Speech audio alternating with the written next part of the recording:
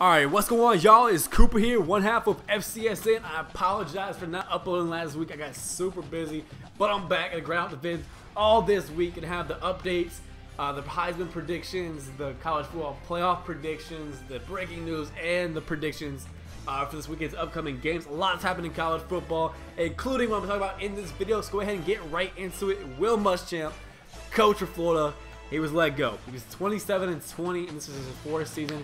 He's got, if he wins, he's at Western Kentucky coming up this week, I believe. If he wins that game, they're both eligible. They most likely will. And then they have Florida State in the year. That game's going to be tougher than people think it is. They're going to give Florida State a run for their money. But he's done. So right now he's 27-20, and it's not what he expected.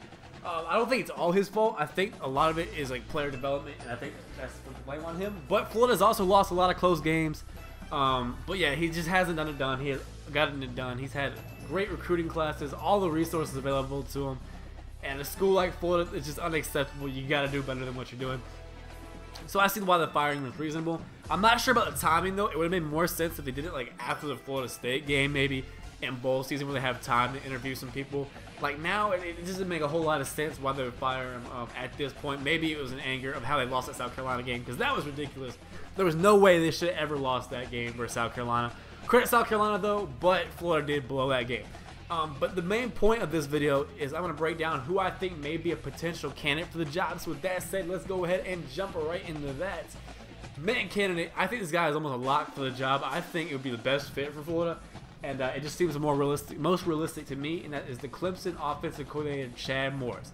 A lot of guys in college football are high on this guy. Say he's one of the best offensive minds out there.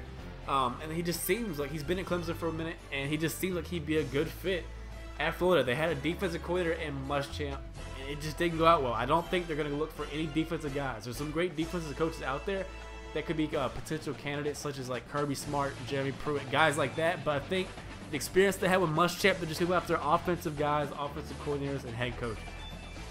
So that's why Chad Morris, I have him at the #1 overall option. I think it's gonna happen. I could definitely see Chad Morris taking that Florida to get a job. We'll see how it plays out. Next up, I got Dan Mullen. I'm starting to hear, this was my pick originally. Like earlier when I first heard the news, I immediately just thought Dan Mullen. He coached during the Tebow days.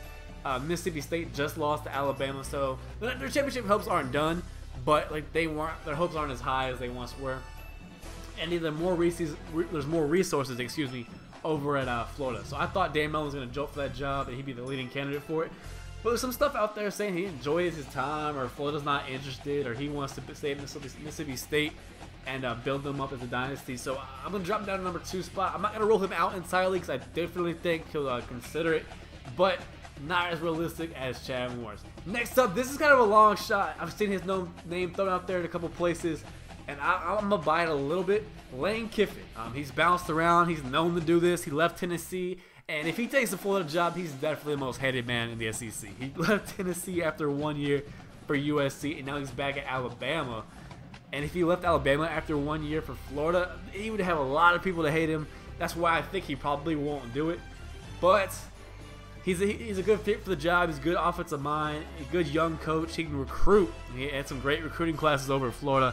I could see that possibly working out if he's willing to leave. But like I said, he'd be the most hated man in the SEC. I've talked to some Florida fans, and they don't want Lane Kiffin, so probably not. And then the longest shot out of all of these is John Gruden. Every time there's a big-time job that opens up, like Michigan, when Mark Richt was in the hot seat, he was at Georgia.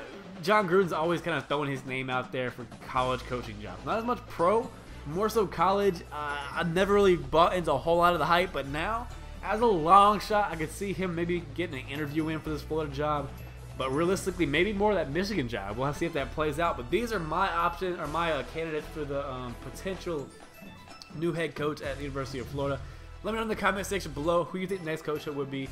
And if you're a Florida fan, who do you want the head coach to be? Hope you guys enjoyed the video. Remember to like, comment, and subscribe if you have not already. Follow me on Twitter at CooperFCSN. And this is Cooper, signing out.